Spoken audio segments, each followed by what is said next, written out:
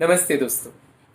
बचपन से जब भी मैं पाकिस्तान में या बांग्लादेश में जो हिंदूज पे अत्याचार होते हैं उसकी न्यूज़ सुनता था तो मेरा मन बहुत ही दुखी हो जाता था। मुझे एक विचार आता कि इन इस्लामिक देशों में जो नॉन मुस्लिम्स फंस गए हैं पार्टीशन के बाद, उन्हें हम यहाँ क्यों नहीं ले आते। जब बड़ा हुआ तो मैंने सुना कि हर किसी पॉलिटिकल पार्टी के नेता भी यही कहते थे कि इन लोगों के लिए भारत की एक जवाबदारी है कि हमने कुछ करना चाहिए, बट करता कोई भी नहीं था। अंत में जब बीजेपी ने सीए का कानून लाया तब अपोजिशन पार्टीज पर बोलने लग गए कि ये लॉ तो सेक्युलर नहीं है। काफ़ी सारे मेरे दोस्तों का भी मानना है कि ये लॉ सेक्युलर नहीं है, और ये भी कहा जा रहा है कि इस लॉ की वजह से दोनों कम्युनिटीज़ में तनाव बढ़ेगा। तो इसलिए मैंने सोचा कि इस पे एक वीडियो बनाते हैं ताकि हो सके शायद कुछ और लोगों को इस लॉ के पीछे का हेतु समझ आए और इसका ज़्यादा लोग स्वीकार कर पाए। मुझे लगता है कि अगर हम पार्टीशन क्यों हुआ था ये भूल जाए और सिर्फ इतना ही देखें कि अमुक अमुक देश के नॉन मुस्लिम्स को इस देश में जल्दी नागरिकता दी जाएगी बट मुस्लिम्स को जल्दी नागरिकता नहीं दी जाएगी, तो फिर ये डेफिनेटली नॉन सेक्युलर लगेगा। बट अगर हम इस चीज़ को ध्यान में रखें कि मुस्लिम लीग ने मुस्लिम्स के लिए एक अलग राष्ट्र मांगा था और इसीलिए पार्टीशन हुआ था, और पार्टीशन के बाद इन इस्लामिक राष्ट्रों में जो नॉन मुस्लिम्स फंस गए थे उन पे बहुत अत्याचार हो रहे हैं, और इसीलिए जो लोग पहले भारतीय थे बट पार्टीशन के बाद वहां फंस गए हैं, ऐसे लोगों की राहत के लिए ये कानून बनाया गया है। तो मुझे नहीं लगता इसको ऑब्जेक्ट करने का कोई भी वैलिड रीज़न हो सकता है।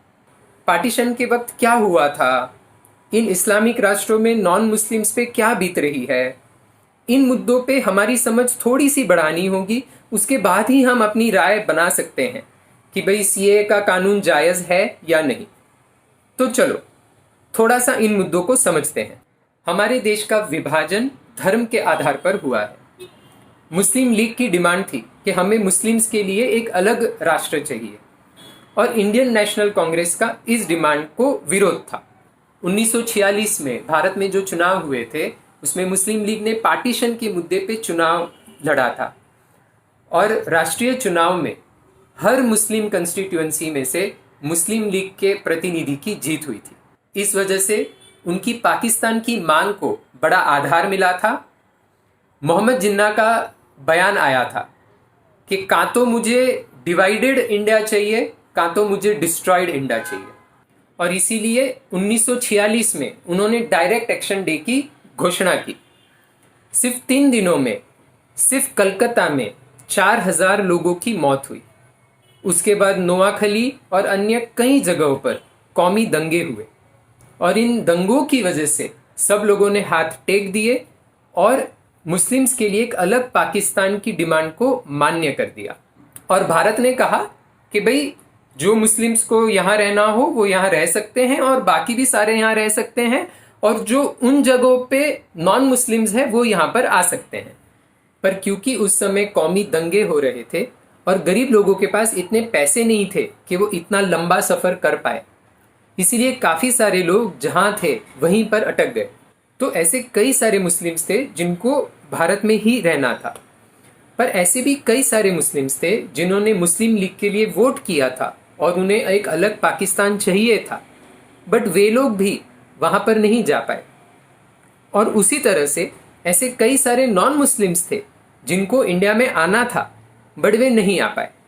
तो उस समय पे उन्हें आश्वासन दिया गया था कि उन्हें भी समान हक दिए जाएंगे, उन पे किसी भी प्रकार का अत्याचार नहीं होगा और उन्हें अपना धर्म का पालन करने की स्वतंत्रता रहेगी, पर ऐसा हुआ नहीं।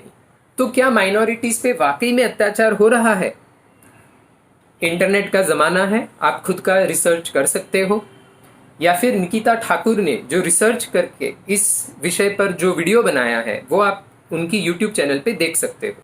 धर्म के आधार पर माइनॉरिटीज़ पर जो पड़ताड़ना वहाँ पर हो रही है, संक्षिप्त में उन्होंने 4 मुद्दे कहे हैं। पहला, आर्थिक अन्याय।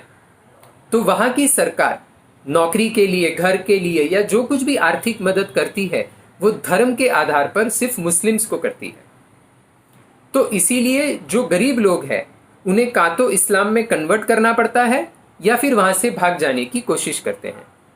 दूसरा, माइनॉरिटीज के विरुद्ध पक्षपाती कानून। वहां के कॉन्स्टिट्यूशन के भी एक भाग में लिखा गया है कि नॉन मुस्लिम्स को समान हक नहीं हो सकते। वहां के पुलिस काफी बार नॉन मुस्लिम्स की कंप्लेंट्स रजिस्टर भी नहीं करते हैं। वहां पर ब्लेस्फेमी का कानून है, मतलब इस व्यक्ति ने इस्लाम के खिलाफ कुछ कहा है, सिर्फ इतना कहकर कई सारे लोगों को जेल में डाला जाता है और कई सारे लोगों को मौत की सजा भी सुनाई जाती है। जब किसी भीड़ को एक व्यक्ति पे गुस्सा आ जाए तो वो लोग भी कभी कभी इसका कारण बतलाकर उसे मार डालते हैं। तीसरा, सामाजिक भेदभाव। हिंदुओं के प्रति सामाजिक भेदभाव होता है और वहां की टेक्स्ट बुक्स में भी एंटी इंडिया और एंटी हिंदू नरेटिव होता है, जिस वजह से लोगों के मन में हिंदुओं के प्रति गुस्सा और बढ़ता है। चौथा, जबरदस्ती धर्मांतर। पाकिस्तान की जो ह्यूमन राइट्स ऑर्गेनाइजेशंस है उनके मुताबिक हर साल करीबन 1000 नॉन मुस्लिम लड़कियों को जबरदस्ती अगवा करके इस्लाम में कन्वर्ट किया जाता है। 2004 और 2018 के बीच सिर्फ सिंध राज्य में से लगभग 7430 लड़कियों को अगवा किया जा चुका है और ये परिस्थिति आज भी जारी है। 2020 में पाकिस्तान के कोर्ट ने भी एक व्यक्ति जिसने एक हिंदू लड़की को अगवा करके शादी की थी, उस व्यक्ति को उस लड़की को बीवी की तरह रखने की अनुमति दे दी। तो ये सब अन्याय से बचने के लिए वहाँ के माइनॉरिटी कम्युनिटी के अनेक सारे लोग भागकर इंडिया आ गए हैं। तो ऐसी माइनॉरिटीज को मदद करना क्या सेक्युलरिटी के प्रिंसिपल्स के खिलाफ जाता है? सीए का कानून हर किसी हिंदू, मुस्लिम या ईसाई के लिए नहीं है, वो सिर्फ इस विशिष्ट समस्या के लिए बनाया गया है, क्योंकि जो माइनॉरिटीज पहले अखंड भारत का हिस्सा थे पर बाद में इन इस्लामिक देशों में फंस गए हैं, उनके प्रति हमारी एक संविधानिक जवाबदारी बनती है। सीए के अंतर्गत सिर्फ इन लोगों को नागरिकता जल्दी दी जाएगी। इन 3 देशों के मुस्लिम्स को भी भारत में नागरिकता मिल सकती है, सिर्फ उन्हें रूटीन प्रोसेस थ्रू नागरिकता मिल सकती है, सीए थ्रू नहीं। अभी कुछ लोगों का ऑब्जेक्शन है कि इस्लामिक देशों के मुस्लिम्स को भी हम सीए के अंतर्गत क्यों नहीं देंगे।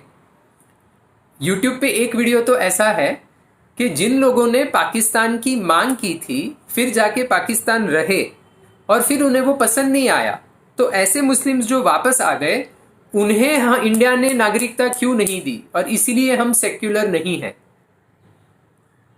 जो लोगों ने सिविल वॉर की धमकी देकर इस राष्ट्र के 2 हिस्से कर दिए, अभी उन्हें उनका हिस्सा पसंद नहीं आ रहा, तो फिर दूसरे हिस्से ने खुशी खुशी उन्हें नागरिकता दे देनी चाहिए, और अगर वो नहीं दे तो वे सेक्युलर नहीं है।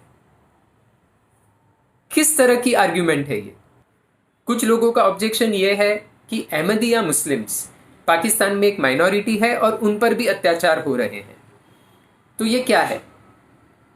पाकिस्तान के काफ़ी सारे लोग ऐसा मानते हैं कि अहमदिया मुस्लिम्स ने इस्लाम में काफ़ी मूलभूत परिवर्तन किए हैं और इसलिए वो लोग भी काफिर के ही समान है और इसीलिए उन पर भी अत्याचार करते हैं।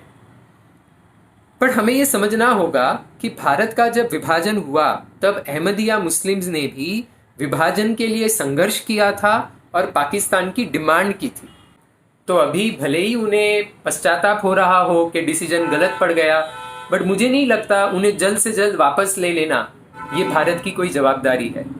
कुछ लोग गुस्सा है कि भारत में ऑलरेडी इनफ लोग नहीं है क्या, हम बाहर के लोगों की चिंता क्यों कर रहे हैं? हाँ, भारत में इनफ लोग हैं और इसीलिए हम दुनिया भर के पीड़ित लोगों को मदद करने की कोशिश नहीं कर रहे हैं। पर जो लोग पहले इस भारत देश का हिस्सा थे और सिर्फ पार्टीशन की वजह से अभी इस्लामिक देशों में फंस गए हैं, मेरे जैसे कई भारतीयों को वो अपने ही लोग लगते हैं।